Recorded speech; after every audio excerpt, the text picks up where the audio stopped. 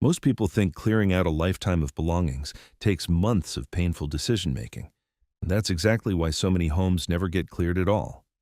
These are the fast, no-nonsense methods Grandpa used to clear an entire house over one long weekend, starting Friday evening and finishing by Sunday night. And every single one of them still works exactly the way it did back then. Start with the junk drawer first. The hardest part of decluttering is starting it all, so start with the lowest stakes spot in the house rather than the room that feels the most overwhelming. Empty the junk drawer completely onto the counter, then sort everything into 3 quick piles: keep, trash, and belongs elsewhere. Most of what's in there is dead batteries, old rubber bands, expired coupons, and receipts nobody needs anymore, so this drawer alone can usually be finished in under 10 minutes flat. That fast, visible win builds the momentum needed to tackle everything harder that follows, and it proves to your own brain that this weekend is actually doable. Use the 4-box method for every room. Walking into a cluttered room without a system leads to picking things up and putting them right back down in the exact same spot over and over without ever making real progress. Bring 4 boxes labeled Keep, Donate, Trash, and Undecided into every room before touching a single item in that space. Pick up each object once, decide immediately which box it belongs in, and never let yourself set something down without a decision made, even a hard one. This forces speed and cuts down dramatically on the second guessing that turns a weekend project into a months-long one that never actually finishes. Keep the undecided box small on purpose, since a box that grows too large just becomes clutter with a different label. Apply the 1-year rule to clothes. Did you know that most people wear only about 20% of what's actually hanging in their closet, no matter how full that closet looks? Pull every item you haven't worn in the past 12 months and set it aside in its own pile without trying it on again or reconsidering in the moment. If a full year passed without reaching for it, another year almost certainly will too, regardless of how good the intentions were. Donate the entire pile the same day it's sorted, before sentimentality or a sudden "but what if" has a chance to talk you out of it. Turn every hanger backward. This is one of Grandpa's favorite tricks for cutting through denial about how much is actually being worn versus how much just feels important to keep. Turn every hanger in the closet backward at the start of the season, then flip it forward the normal way each time you actually wear that item throughout the coming months. After 6 months, anything still facing backward gets donated without debate, since the hangers themselves already proved it wasn't being used, no matter what your memory tells you. It's a quiet, honest tracking system that runs in the background without any extra effort. Photograph sentimental items before letting them go. Guilt over parting with sentimental items is often the single biggest thing that stalls a whole decluttering effort before it even really starts. Take a clear photo of the item from a few angles, then let the physical object go, keeping the memory in the picture instead of a box gathering dust in the attic. A photo takes up no space at all and can be looked at just as easily as the object ever was, often more easily since it's not buried in storage. This one shift in thinking clears more emotional clutter than any organizing system ever could on its own. Set a kitchen timer for 20-minute bursts. Did you know that working in short-timed bursts gets more done than one long, exhausting session that burns you out halfway through? Set a kitchen timer for 20 minutes, pick one small area, and work with full focus until the timer goes off, then stop completely, even if you're mid-task and want to keep going. Short bursts feel manageable in a way that clean the whole house today never does, and several 20-minute bursts spread across a weekend add up to real lasting progress. Grandpa ran his entire house clearing project this way, one timer at a time, never once trying to power through an entire day in one sitting. By the time Grandpa had cleared his junk drawer, his closet, and one full room using these exact 7 tricks, it was barely past lunch on Friday, and the house already felt lighter. That's when he moved into the rooms most people put off the longest. Tackle one room at a time, never the whole house. Standing in the middle of a cluttered house and trying to decide where to start is how projects die before they even begin in earnest. Pick the single messiest room, close the door on every other room in the house, and don't move on until that one room is completely finished from top to bottom. This keeps progress visible and prevents the overwhelmed feeling that comes from half finishing 5 rooms at once and feeling like nothing actually got done. A finished room, even a small one like a bathroom or a hallway closet, is worth more momentum than 5 rooms half done and still cluttered. Empty the closet completely before sorting. Sorting through a closet while things are still hanging inside it makes it far too easy to leave things exactly where they already are out of sheer habit. Pull every single item out of the closet and pile it onto the bed first, leaving the closet completely bare before a single decision gets made. Only items that earn their way back in through the 4-box method get to return to that closet at all. Nothing gets a free pass. An empty closet forces an honest decision about everything inside it, since nothing gets to quietly hide on the rod anymore. Strip a whole closet rod with a pillowcase. Clearing out an entire section of hanging clothes usually means carrying armload after armload to the donate boxes, one trip at a time. Slide an open pillowcase over a whole bundle of hangers at once, cinch it closed around the hooks, then lift the bundle straight up and off the rod in a single motion. The clothes stay bundled and contained the whole way to the car, instead of sliding off hangers or catching on door frames along the way. Exactly the trick Grandpa used to clear a full closet section in 1 trip instead of 5. This one trick alone can clear an entire closet section in the time it would normally take to carry out just a few items by hand. Give away duplicate kitchen tools. Most kitchens quietly collect 3 or 4 versions of the exact same tool over the years without anyone really noticing it happening. Pull every spatula, ladle, and can opener out of the drawer at once and lay them all side by side on the counter for a real comparison. Keep only the 1 or 2 that actually work well and donate the rest immediately rather than storing backups for tools that already work perfectly fine. A kitchen drawer that closes easily again is worth more than a stash of spare tools nobody ever actually reaches for. Dispose of expired medicine the right way.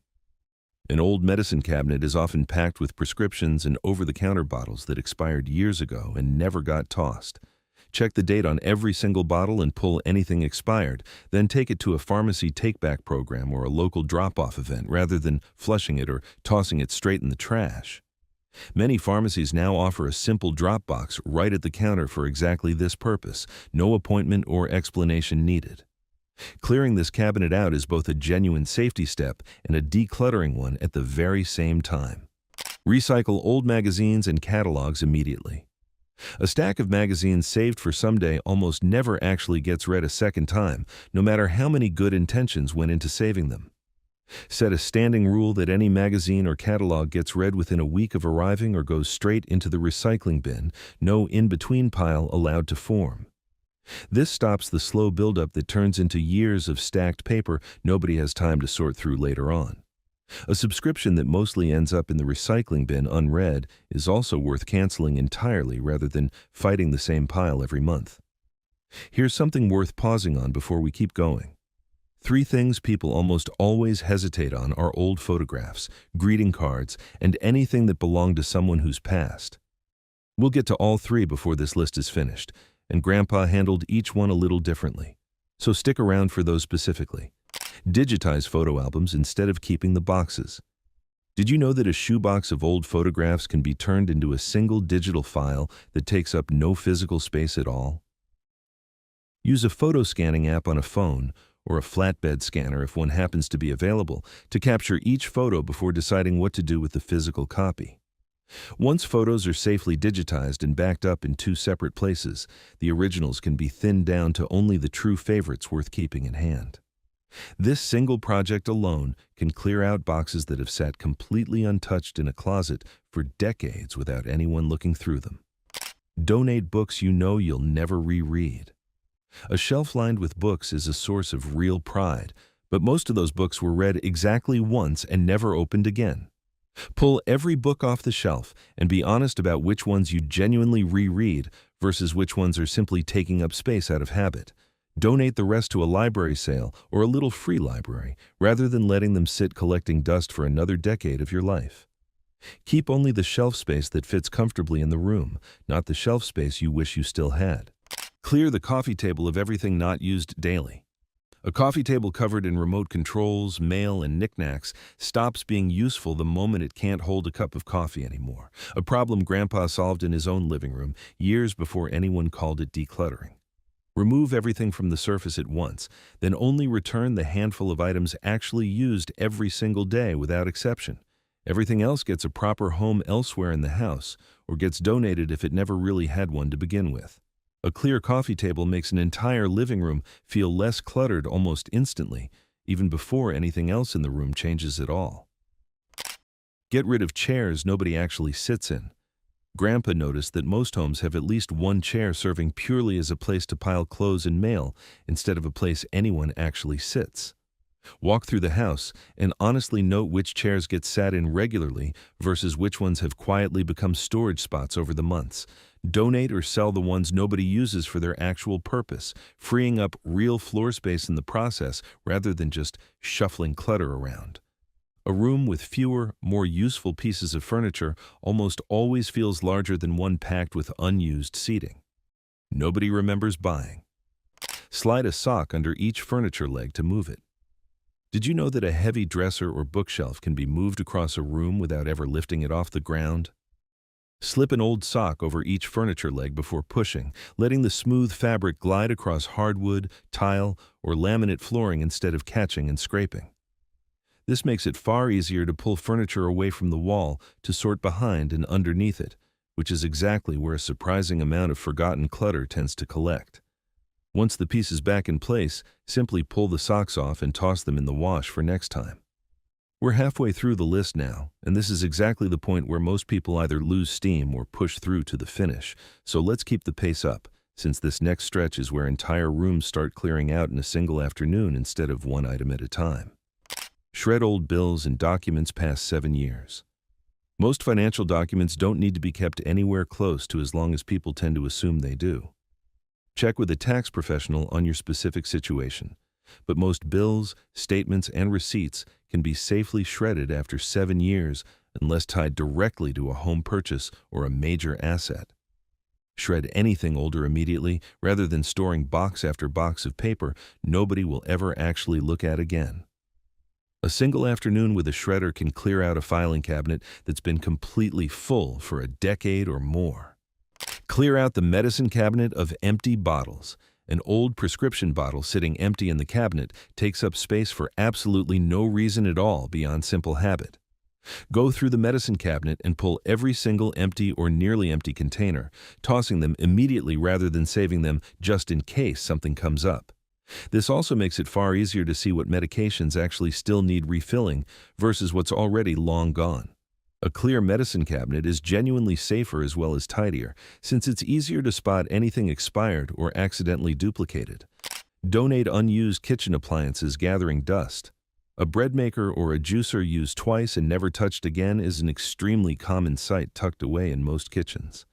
Be honest about which countertop appliances have actually been used in the past year, and donate the ones that haven't, no matter how good an idea they seemed at the time of purchase. Reclaiming that counter and cabinet space makes the whole kitchen noticeably easier to use every single day going forward. Someone else will get real, regular use out of an appliance that's just sitting idle in your cabinet right now. Build a garage sale box and sell it in one weekend. Instead of letting a donate pile sit in the garage for months on end, set a firm date to sell it all in a single weekend and stick to it. Price items simply and cheaply, since the goal here is clearing space, not maximizing profit from every single item on the table. Anything that doesn't sell by the end of the weekend goes straight to a donation center the following Monday morning. No exceptions and no rescheduling allowed. This firm deadline is what actually gets the boxes out of the garage instead of letting them linger there indefinitely. Quickfire: 3 more that take 5 minutes each and clear an entire drawer or shelf in one pass. Toss every takeout menu, since nearly every restaurant is online now anyway. Toss every stray key that doesn't obviously belong to anything in the house. And toss every free with purchase tote bag beyond the 2 or 3 you actually use for groceries. Let go of someday craft supplies. Did you know that most unfinished craft supplies represent a project that was already abandoned once before, sometimes years ago? Be honest about which hobby supplies have actually been touched in the last year versus which ones represent a project you've told yourself you'll get back to someday soon. Donate the untouched supplies to a school, senior center, or craft group that can put them to immediate use right away. Keeping only the supplies for a hobby you're actively doing right now makes the ones you do use far easier to find and enjoy. Clear the hallway of shoes nobody wears. A hallway or entryway lined with shoes usually includes several pairs that haven't been worn in years, if anyone's being honest about it. Line up every pair and be honest about which ones actually get worn regularly versus which ones are simply sitting by the door out of pure habit. Donate anything that hasn't been worn in the last year, keeping only the pairs actually used for daily life and regular errands. A clear entryway makes coming and going through the front door noticeably easier every single day of the week. Toss mismatched Tupperware lids. A cabinet full of plastic containers without matching lids is one of the most common sources of small, constant frustration in any kitchen. Pull every container and lid out at once, match every single one carefully, and immediately toss anything without a match on either side. This takes about 15 minutes total and permanently solves a problem that quietly annoys you every single time that cabinet gets opened. Keep only the containers that actually have a lid that fits them properly. Donate extra linens and towels. Most linen closets hold far more sheets and towels than any household actually needs to have on hand at once. Keep 2 full sets per bed and 2 to 3 sets of towels per person living in the house, and donate everything beyond that, no matter how nice the extra set still looks folded on the shelf. Animal shelters often gladly accept older towels and linens that are still too worn for a donation center to sell, but perfectly fine for their use. A linen closet that isn't overstuffed is one that's actually easy to find something specific in. Get rid of broken items you meant to fix. An item broken and set aside to repair someday often sits completely untouched for years without ever actually getting fixed at all. Be honest about whether a broken item will realistically be repaired in the next month, and if the answer is no, let it go rather than storing it indefinitely out of guilt. Either fix it immediately this weekend while the momentum is there, or release it completely, with no in-between option quietly allowed. Grandpa always said a broken thing waiting to be fixed either gets fixed today or it doesn't belong in the house anymore. We're deep into the weekend now, likely somewhere around Saturday evening if you've been keeping pace, and this next group is where the biggest, most stubborn spaces finally start opening up. Tape a sock to a pole to dust out a high shelf before deciding what stays. A shelf coated in dust makes it hard to even see what's actually up there worth sorting through in the first place. Slide an old sock over the end of a broom handle or a paint roller pole, securing it with a rubber band, then run it across the top of cabinets and high shelves before pulling anything down. This clears away dust and cobwebs in seconds without ever needing to climb up for a closer look. Once the shelf is visible and clean, sorting what's on it becomes a much faster, far less dreaded job. Let grown children take back their own boxes. Many homes are quietly storing boxes that technically belong to grown children who moved out of the house years ago. Set a firm deadline and let every adult child know their stored boxes need to be picked up by that specific date or they'll be donated afterward. This is often the single largest source of stored clutter in a home, and it isn't fair to keep carrying the weight of someone else's belongings indefinitely on their behalf. A clear deadline, communicated kindly but firmly, gets real results far faster than an open-ended invitation to pick things up eventually. Sell furniture taking up an entire room. A guest room used twice a year doesn't need to be filled with a full bedroom set sitting empty the rest of the time.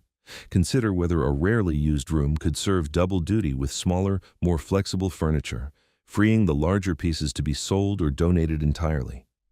Selling one large piece of furniture can also help fund the donation pickup or shredding service used for everything else on this list. An empty or lightly furnished room is far easier to actually use for something new, whether that's a hobby space or simply more breathing room. Bend a wire hanger into a reacher for high shelves. A box or bin sitting on a shelf too high to reach comfortably shouldn't mean climbing on a chair or a step stool during a busy sorting weekend. Straighten a wire hanger, then bend one end into a small hook, using it to snag handles, straps, or box edges and guide items down safely from the floor.